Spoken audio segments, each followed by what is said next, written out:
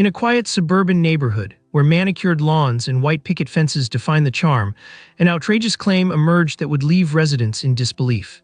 This is the tale of a man who went to great lengths to assert that his neighbor had stolen his lawn.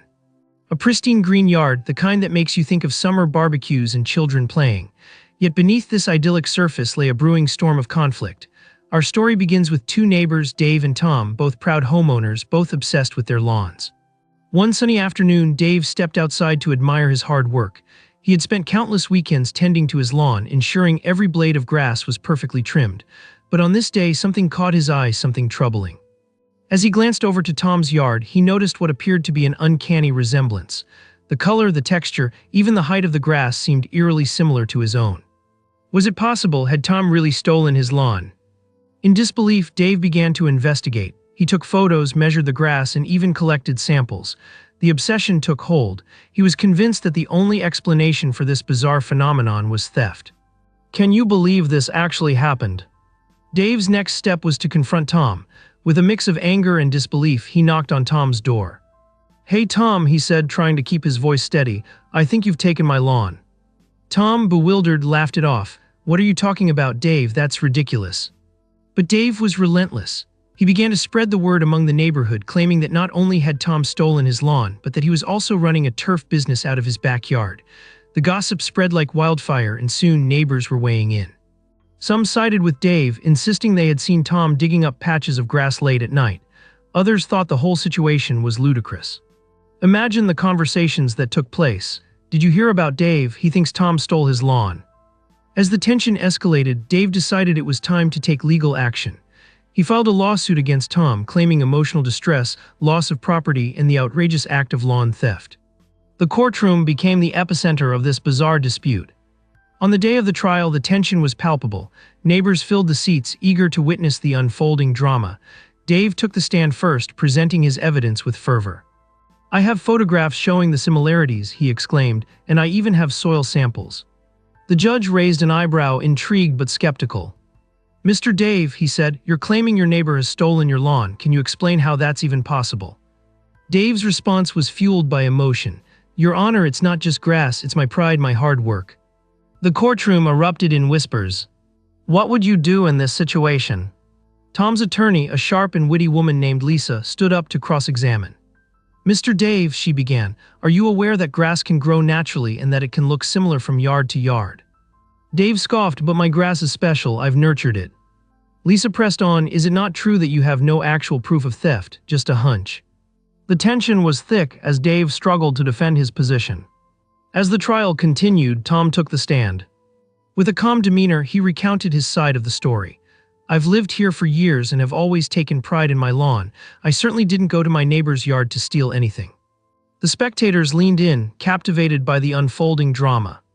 "I have a receipt for the sod I bought," Tom continued, "and I can show you the process I followed to lay it down." A gasp rippled through the courtroom. Tom's attorney produced the receipts and photographs, documenting the entire process. The judge examined the evidence closely, his brow furrowed in thought.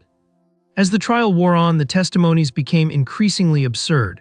Neighbors were called to testify, each adding a layer of drama to the case. One neighbor claimed to have seen Tom hovering near Dave's lawn late at night.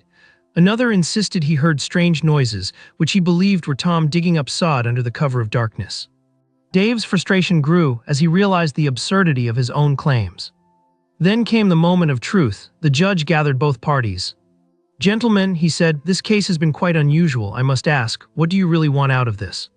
Dave stood up, his voice shaking. "I just want my lawn back." The courtroom erupted in laughter, the gravity of the situation finally sinking in. Tom, sensing the absurdity, chimed in, "And I just want to enjoy my own yard." In that moment, the tension broke, and both men realized how ridiculous the situation had become. Days later, the judge delivered his verdict.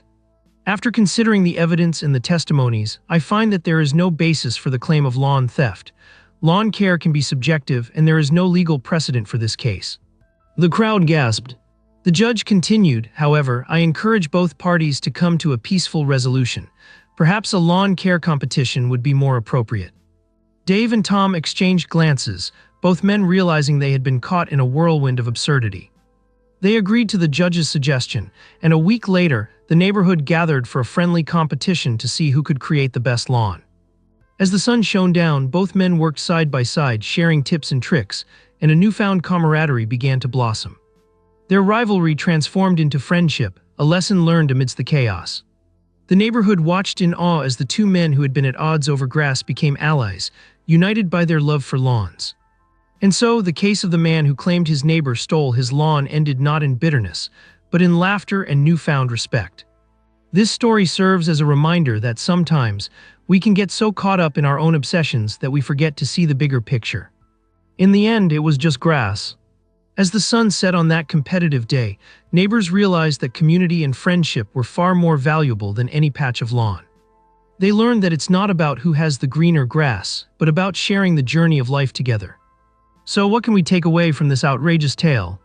Sometimes we need to step back and ask ourselves, is this really worth fighting over? In a world filled with serious issues, perhaps we could all benefit from a little laughter and a reminder that life is too short to let petty grievances divide us. Can you believe this actually happened? So the next time you find yourself embroiled in a conflict, take a moment to reflect, is it really worth it? In the end, the grass is always greener where you water it, and sometimes friendship can sprout in the most unexpected places.